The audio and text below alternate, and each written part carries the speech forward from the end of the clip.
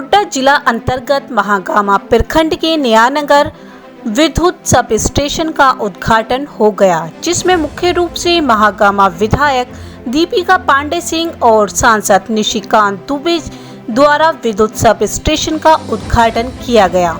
मिली जानकारी के अनुसार 2.5 करोड़ से निर्मित इस विद्युत सब स्टेशन को बनने में 1.5 साल लगे। नया सब स्टेशन से 11,000 की 3 फीडर निकलेंगी। 2 तैयार हैं जबकि एक पर काम होना है। वहीं एक कृषि फीडर भी आने वाले वर्षों में यहां दिया जाएगा।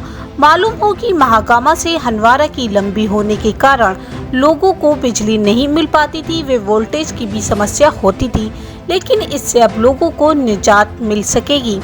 विधायक दीपिका पांडे सिंह ने कहा कि यह मांग आम जनता की काफी दिनों से थी, जो आज पूरी हो गई। इसके लिए हम सभी पदाधिकारियों सहित पावर ग्रिड में काम करने वाले मजदूर भाई और इस पावर ग्रिड में जितने भी लोगों ने मेहनत की है, उसके लिए हम सभी को धन्यवाद देते हैं। जहां पर मुख्य रूप से उपस्थित कांग्रेस जिला अध्यक्ष दिनेश यादव, महागामा प्रमुख यूनुस आलम, कांग्रेस प्रखंड अध्यक्ष इरफान काजी आदि गणमान्य लोग उपस्थित रहे।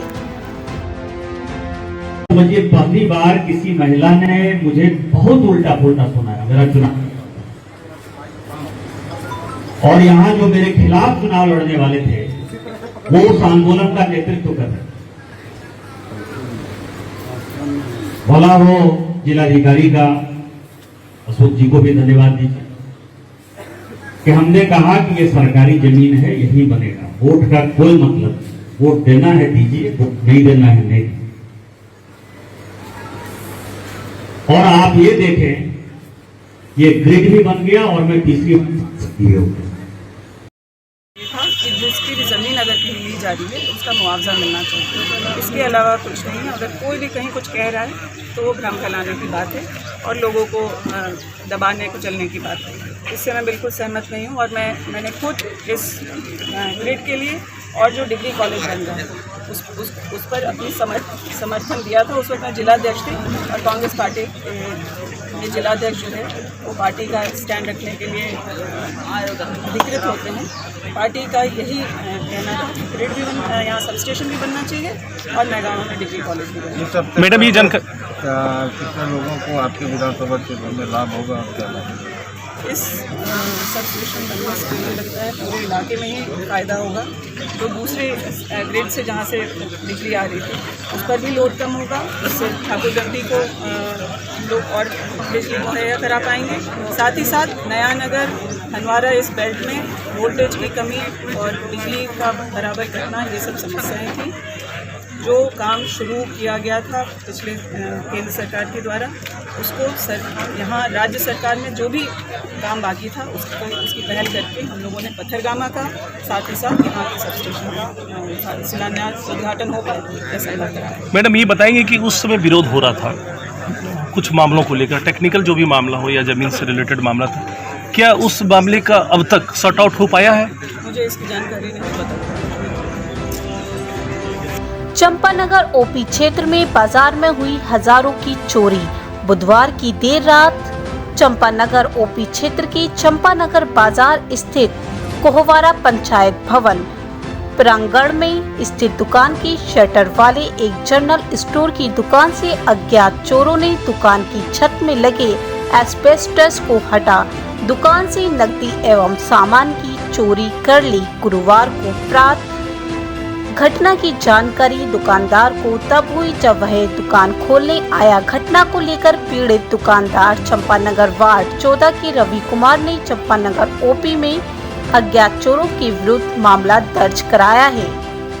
आवेदन में पीड़ित ने पुलिस को बताया है कि प्रत्येक दिन की भांति बुधवार की रात्रि करीब 8:30 बजे वह दुकान बंद कर घर चला गया, लेकिन दूसरे दिन प्रातः करीब 7 बजे उसने दुकान खोली तो पाया कि दुकान की छत में लगे एस्बेस्टस एक और सरका हुआ है। दुकान में रखा सामान जहां तहां बिखरा हुआ था।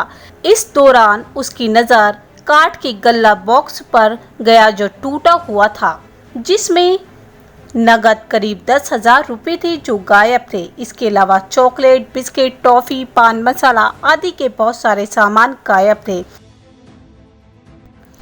पूर्णिया जिले की खबर।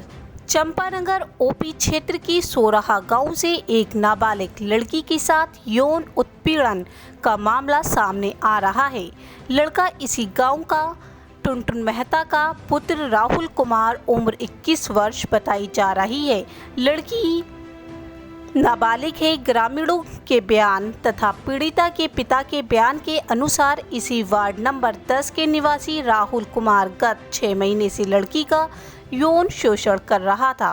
बताते चले कि इस लड़की को शादी के झांसे में रखकर इसका यौन शोषण कर रहा था। पीड़िता के लिए लिखित आवेदन के आधार पर चंपानगर ओपी के थाना अध्यक्ष रंजीत कुमार महतो ने उस लड़के के खिलाफ प्राथमिकी दर्ज कर ली है। सूत्रों से पता चला है कि लड़के के शादी से इनकार कर जाने से पीड़ित लड़की ने जहर खा लिया था, क्योंकि लड़की 4 महीने की प्रेग्नेंट है। इसकी छानबीन चल रही है। ग्रामीणों से पता चला है या सूत्रों से पता चला है कि आपकी पुत्री के साथ यौन शोषण किया गया है, उसके बारे में आप क्या जानते हैं? उसके बारे में जानते हैं कि हमारा पुत्री गर्भवती है। आपकी पुत्री कितने महीने की गर्भवती है? वो बोलता है 4 महीने 4 महीने की। जी। तो परसों सुनने में आया है कि कुछ पॉइजन का भी मामला आया है कि पॉइजन खा ली थी वो।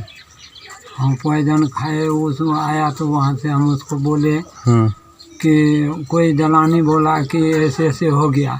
तो हम उस पर बोले कि बुलाए अपना लड़की को, वहाँ से लड़की को, बड़ी लड़की को वहाँ से बुलाए, उसको पूछे कि पूछने के लिए आए कि पूछेंगे उसको कि बात क्या है।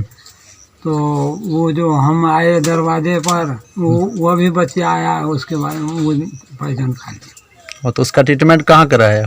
उसका ट्रीटमेंट कराया यहाँ अरुण प्राइवेट में, गोखलपुर में अरुण जी के यहाँ। हाँ। अभी लड़की ठीक ठाक है ना? हाँ, अभी ठीक ठाक है। तो आपको क्या पता चला? वो लड़की से आप बयान लिए थे, पूछे थे कि कितना दिन से संबंध था उसके साथ? वो बोला कि नहीं, संबंध तो पहले से है। कितना दिन से? करीब रखिए 6-7 महीना से। 6-7 महीने से संबंध बना रहा था उसके साथ। जी। तो ये आप लोगों को पता नहीं था पहले से कि कोई बात है? कोई बात नहीं। लड़का कहाँ का है? लड़का एक गांव का है। क्या नाम है लड़के का? राहुल मेहता। पिताजी का नाम उसका? टुनटुन मेहता। ये आप कैसे कह सकते हैं कि राहुल मेहता ही है इस कांड का आरोपी? माने ये कैसे जाने आप? लड़की बोली आप? हाँ, वो लड़की बोली कि लड़की बोली कि हम जो है, बोला लड़की उसके साथ कि ऐसे हो गया। तो वो बोला कि नहीं हुआ तो हुआ, क्या हम शादी कर लेंगे। ओ, बोल रहा था कि शादी कर लेंगे। तो बाद में आप लोग प्रस्ताव रखे शादी के लिए? शादी के लिए प्रस्ताव रखे, 10 आदमी को बुलाए दरवाजे पर। बस क्या तारीख है? कल 30 तारीख को बुलाए। समूचा गांव का लोग आया। उस पर बाद विचार गवाह सब हुआ उस पर। तो सब में हो गया कि नहीं निर्दोष है, दोषी पाया गया। दोषी पाया गया। वो इनकार गया। मैंने इनकार कर रहा है कि मेरे साथ कोई संबंध नहीं है। कोई संबंध नहीं है। तो आगे आप लोग का क्या उद्देश्य है? मैंने आप लड़की के पिता हैं, आगे आपका क्या एम है, क्या करना चाहते हैं? तो यहाँ से हम गए थाना प्रभारी के यहाँ। तो वहाँ लिखे तो वो आवेदन दिए हैं। तो वो भेज दिया है जांच में। जांच के लिए गया है। जी। क्या नाम हुआ आपका? राहुल कुमार। राहुल कुमार। क्या टाइटिल क्या? मेहता। पिताजी का नाम? श्री टुनटुन मेहता। श्री टुनटुन मेहता। क्या करते हैं आप? काम करते हैं। कौन काम करते हैं? पोताई का। पढ़े लिखे कितना है? इंटर तक पढ़े लिखे। इंटर तक पढ़े लिखे हैं। आपका नाम राहुल जी, आप ये बताएंगे अभी जो है आज की जो मामला है, माना आपके नाम से जो है एक पीड़िता लड़की जो है FIR दर्ज की है आपके नाम से कि आपने उसका यौन शोषण किया, माना उसका इज्जत भंग किया। आपका क्या कहना है? ये आरोप झूठा लगाया गया है। झूठा आरोप? हाँ जी। झूठा आरोप किसने लगाया आपके ऊपर? लड़की ने। लड़की का क्या नाम है? क्रांति कुमारी। लड़की का नाम क्रांति कुमारी है। उसके पिताजी का नाम? अर्जुन मेहता। आप पे झूठा आरोप लगाने का क्या कारण हो सकता है? आप जो बोल रहे हैं कि आरोप झूठा है, तो ये झूठा आरोप क्यों लगाएगा वो? इसका कारण क्या है? आरोप क्या है? ये सरासर झूठा इल्जाम लगा रहा है हम पे। मतलब सरासर आपका कोई दोष हाँ, नहीं कोई है? दोष नहीं है, हमने उनसे कोई मेरा संबंध नहीं है। कोई संबंध नहीं है। नहीं है। तो आप पे अगर झूठा आरोप लगाएगा तो आखिर क्यों लगाएगा? आप कुछ अपना मंतव्य बताइए, आखिर क्यों झूठा आरोप लगाएगा? और पता नहीं वो उसका मन में क्या चल रहा है, नहीं चल रहा है। मतलब आपके ऊपर जो ये आरोप लगाया जा रहा है, ये आरोप झूठा है? हाँ। मतलब आप इसमें संलिप्त नहीं है? नहीं, कौन है इसमें संलिप्त? ये हमें भी पता नहीं है। और चमकलाल मेहता का मोबाइल से वो बात करती थी, जब व्हाट्सएप से वो लिखित में बात करती थी। और वो टेलर मास्टर हैं। कौन? चमकलाल मेहता। हाँ। चमकलाल मेहता के मोबाइल से वो व्हाट्सएप करती हाँ, थी? किसके मोबाइल पे? वो किसके मोबाइल पे कर रही थी ये हम नहीं देखे, लेकिन ये देखे कि वो अपना फोटो भेजी थी और वो मैसेज लिख करके बात कर रही थी। हम वहाँ शर्ट सिलाने गए थे। ओ, शर्ट सिलाने गए हाँ थे, जी। उसके मोबाइल से व्हाट्सएप करती थी? हाँ। मतलब आपको नहीं करती थी व्हाट्सएप? नहीं। और हम उसको भी कहें, टेलर मास्टर को भी कहें, तो वो बोले कि ये कैरम बोर्ड लूडो खेलने लिया। चमकलाल मेहता घर कहाँ है? पास में ही है। पास में ही है जी। चलिए राहुल जी, मेरे आपका कहने का अर्थ है कि ये जो लड़की जो हमारे ऊपर ये आरोप लगा रहा है कि हमारे साथ यौन शोषण हुआ है, ये आरोप गलत है जी। गलत आरोप लगाया जा रहा है आपने? जी। चलिए, तो अगर मान लिया जाए ये आरोप सत्य सिद्ध हो जाता है तो क्या होगा? जो समाज का कहना होगा वो मानेंगे। जैसे समाज में कल पंचायत भी बैठा था, तो पंचायत में भी ये बात हम बोले कि अगर मेरा जो जैसे पंचायत से आवाज़ हुआ कि इसका जो है मेडिकल रिपोर्ट होगा, तो फिर जो होगा वो पता होगा। मैंने भी इस बात को कबूल किया कि अगर रिपोर्ट में मेरा आएगा, जो समाज का नज़र में फैसला होगा वो कीजिएगा। हम खुशी खुशी तैयार हैं उस फैसले। यानी आपका अगर ये रिपोर्ट आता है कि आप आरोप क्यों लगा? अगर आखिर ये इसका कारण होगा कि जैसे गांव में इतना बड़ा गांव है, आरोप आप ही के ऊपर क्यों लगाया उसने? पहले मिलते थे क्या आप उससे, लड़की से? नहीं मिलते थे। कभी नहीं मिले हैं? नहीं। कभी बातचीत नहीं हुई है आपसे? नहीं। उनको फोन पे भी नहीं? नहीं, फोन उस रोज की थी वो हमको रात में। कब? 12 बजे रात में फोन की थी और हम जा रहे थे गाड़ी से। फोन करके क्या बोली थी वो? फोन हम गाड़ी में थे और गाड़ी में थे, आवाज़ नहीं आ रहा था, साफ कुछ भी आवाज़ नहीं आ रहा था। तो फिर मैंने काट दिया। फिर मैंने फ़ोन किया इधर से, फिर आवाज़ नहीं आया। उसके बाद जो है मोबाइल रख दिए। माने आपको कॉल करती थी? उससे पहले भी कॉल करती थी कभी? नहीं। पहले फोन से कोई बातचीत नहीं होती थी? चंदन का मोबाइल में फ़ोन आया था, जो कि पंचायत में ये भी बात हुआ और चंदन को भी बुलाया। तो चंदन को बुलाया तो चंदन ने भी ये बात कहा कि मेरा मोबाइल में पहले फ़ोन आया था, मिस कॉल आया था।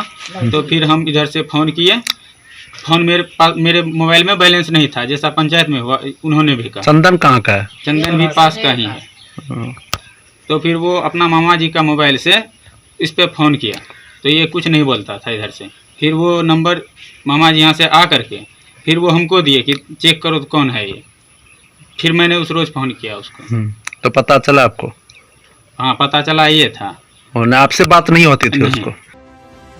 सोमवार की रात्रि 11 बजे के आसपास के नगर थाना क्षेत्र के NH 107 के मिलिया कॉन्वेंट के पास एक खड़ी ट्रक को बुलेट बाइक पर सवार 2 युवक ने जोरदार ठोकर मार दी, जिससे दोनों युवकों की मौत घटनास्थल पर ही हो गई। बताया जाता है कि मृतक दोनों युवक अररिया जिले के रानीगंज थाना क्षेत्र के टेढ़ी परसन निवासी निर्मल मिश्रा का पुत्र सुमन कुमार मिश्रा, अरुण मिश्रा का पुत्र आशुतोष कुमार था। मृतक के परिजनों ने बताया मृतक सुमन MBBS का छात्र था। बताया जाता है कि मृतक दोनों युवक पूर्णिया के किसी अस्पताल में भर्ती अपने किसी रिश्तेदार को देखने जा रहे थे। मिली जानकारी के अनुसार सोमवार की रात्रि में ही के नगर थाना पुलिस ने दोनों मृतक के शवों को कब्जे में लेकर मंगलवार की सुबह पोस्टमार्टम में पूर्णिया भेज दिया। पोस्टमार्टम के उपरांत शवों को उसके परिजनों को सौंप दिया गया। पुलिस ने दुर्घटना ग्रस्त बुलेट बाइक तथा ट्रक को कब्जे में ले लिया है। इधर के नगर BDO राकेश कुमार ठाकुर ने दोनों मृतक के निकटतम संबंधियों को मुख्यमंत्री पारिवारिक लाभ योजना से 20-20 हजार रुपये का चेक प्रदान किया। सोमवार की रात्रि के नगर थाना पुलिस ने थाना क्षेत्र के ही झुंडी डंगराहा से लूटी गई ट्रैक्टर को बरामद कर लिया है। घटना बीते 26 जून 2020 को बढ़ारा थाना क्षेत्र के ओराही बिजली पावर ग्रिड के पास अज्ञात अपराधियों द्वारा एक 380 आयशर ट्रैक्टर पर लदे मक्का सहित को गायब कर दिया गया था। घटना के संबंध में पीड़ित ट्रैक्टर मालिक मधेपुर जिले के उदा किशुनगंज थाना अंतर्गत बसगाड़ा गांव के बद्री यादव का पुत्र विवेक कुमार यादव ने अपनी BR 43 GA 1001 नंबर की आयशर ट्रैक्टर पर अपना ही 155 बोरा मक्का सहित गायब होने के मामले में बढ़ारा थाना क्षेत्र में जल्द बरामदगी हेतु प्राथमिकी दर्ज कराई थी। ट्रैक्टर के नगर थाना पुलिस द्वारा बरामद की जाने पर ट्रैक्टर की पहचान हेतु बढ़ारा थाना पुलिस पदाधिकारी इंद्रजीत यादव के साथ पीड़ित ट्रैक्टर मालिक के साथ के नगर थाना पहुंचकर बरामद किया गया। ट्रैक्टर को अपना ट्रैक्टर बताया। पीड़ित ट्रैक्टर मालिक राजेश रंजन ने बताया कि ट्रैक्टर से बाई टिक बम्पर टोपर छतरी गायब।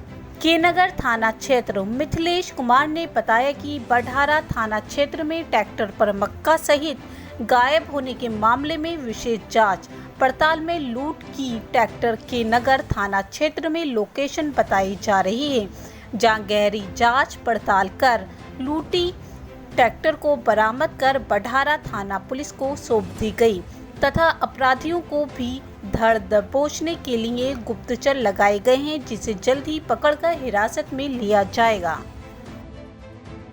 प्रखंड अस्पताल पिरपेती चल रहा भगवान परोसे।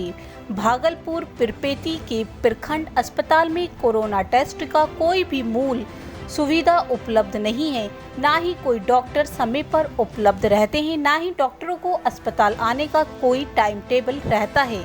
वही सरकंडा गांव के तो कोरोना पॉजिटिव मिलने से हड़कंप मचा हुआ है। इस कोरोना जैसी महामारी में पिरपोती प्रखंड अस्पताल में किसी तरह का कोई चेकअप या जांच का कोई समुचित व्यवस्था नहीं होने से आमजनों को काफी परेशानी का सामना करना पड़ता है। इससे जनता में काफी आक्रोश देखने को मिला। आएगा डॉक्टर कितने बजे आएगा? डॉक्टर कितने बजे आएगा? 2 बजे 2 बजे डॉक्टर आ रहे हैं यहाँ पे। कौन डॉक्टर? जो अपने कोरोना का टेस्ट कर रहे हैं, जो टेस्ट कर रहे हैं बाहर का। वो भागलपुर वाला? हाँ। वो निश्चित नहीं है 2 बजे आएगा। कोई निश्चित नहीं है। वो लोग भागलपुर का है। अच्छा। वो टीम कब आएगी ये कहना मुश्किल है, हम नहीं बताएंगे। कोई टाइम नहीं है। आएगी तब जांच होगा। मतलब रात में भी आएगी तो रात में टेस्ट होगा? रात में नहीं। हाँ। जब आएगी अभी 1 बज चुके हैं, कोई नहीं आया अभी। यहाँ पे अभी नाना करते 20 लोग हैं 8 बजे से आए और 8 बजे से इंतजार कर रहे हैं। अभी तक कोई नहीं यहाँ पे कोरोना के टेस्टिंग के लिए नहीं आया। ये मैडम भी, आप भी कुछ बोलना चाहेंगे? मैं सीधा नीतीश कुमार जी को लाइव कर रहा हूँ। अभी टाइम कोई इनका टाइम टेबल नहीं है ना। क्या टाइम है बताएं, आप टाइम बताएं। ठीक है, तो 1 बज चुका है, क्या टाइमिंग क्या है आने का? नहीं, आप पहले तो मैं कर्मचारी से पूछूंगा, फिर मैनेजर के पास जाऊंगा ना। वह मैनेजर ने भी आपका 1 बजे का टाइम दिया था, 1:15 बज चुके हैं। 9 बजे बोला गया था कि बहुत पहले डॉक्टर साहब निकल चुके हैं, आपके जो गार्ड थे। ठीक है, भागलपुर से 9 बजे निकलेगा। सारे दिल्ली से आए हुए हैं, यहाँ पे कोई भी अभी तक आया हुआ नहीं है। कब आएगी हम नहीं बता सकते, आप ऊपर के पदाधिकारी से बात कीजिए। ये समंता जी हैं सिक्योरिटी। कहलगांव कोरोना का कहर कहलगांव में थमने का नाम नहीं ले रहा है। सोमवार को सिविल कोर्ट कहलगांव के 48 साल के एक चतुर्वर्गीय कर्मचारी समेत 2 लोग कोरोना पॉजिटिव पाए गए हैं। वहीं अमापुर गांव की एक 35 वर्षीय आशा कार्यकर्ता भी कोरोना पॉजिटिव पाई गई है। दोनों को मेडिकल विभाग द्वारा मायागंज अस्पताल भागलपुर के आइसोलेशन वार्ड भेजा गया है। अनुमंडल अस्पताल के प्रभारी उपाधीक्षक डॉक्टर विवेकानंद दास ने बताया कि दोनों कोरोना पॉजिटिव के परिजनों और सिविल कोड के अन्य कर्मियों का भी सैंपल जांच के लिए कलेक्शन किया जाएगा। वहीं सिविल कोड को कंटेनमेंट जोन में परिणत करने के बाद जज से सलाह लेने के बाद ही अग्रतर कार्यवाही की जाएगी। इस तरह कहलगांव में कोरोना पॉजिटिव मरीजों की संख्या बढ़कर 86 हो गई। आशा कार्यकर्ता निकली कोरोना पॉजिटिव। कहलगांव प्रखंड के अमापुर की रहने वाली 35 वर्षीय आशा कार्यकर्ता का सैंपल रविवार को लिया गया था। सोमवार को वह सबौर प्रखंड क्षेत्र के वार्ड नंबर 3 बाबूपुर में मंगलवार को आयोजित होने वाली एक शादी में शरीक होने के लिए आई थी, लेकिन सोमवार को आई जांच रिपोर्ट में वह पॉजिटिव पाई गई। इसे कोविड केयर सेंटर में भर्ती कराया गया। भारतीय जनता पार्टी महिला मोर्चा रांची महानगर जिले की अध्यक्ष श्रीमती अनीता वर्मा के नेतृत्व में धुरवा के जगन्नाथपुर बड़ा खटाल के पास 300 लोगों को असेरनिक एल्बम 30 दवा का वितरण किया गया, जिसमें मुख्य रूप से होम्योपैथिक वर्ड के संदीप सिन्हा जी, महिला मोर्चा की महामंत्री वीणा मिश्रा, उपाध्यक्ष दिव्या साहू, भाजपा जगन्नाथपुर मंडल के अध्यक्ष रामजी प्रसाद, युवा मोर्चा के मंडल अध्यक्ष श्री आजाद सिंह, पूनम जायसवाल, महिला मोर्चा की मंडल अध्यक्ष राजकुमारी देवी, जमुनी देवी के सहयोग से इस दवा का वितरण किया गया। अनीता वर्मा ने कहा कि कोरोना की इस जंग में हम सभी को चीन के हर सामान का बहिष्कार कर अपने भारत देश में निर्मित सामानों को अपनाना है। आज पूरा देश प्रधानमंत्री आदरणीय नरेंद्र मोदी जी के साथ खड़ा है, चाहे जो भी परिस्थिति हो। हम सभी को किसी न किसी रूप में समाज की मदद करनी चाहिए। यही मानवता है, यही सच्ची देश सेवा है।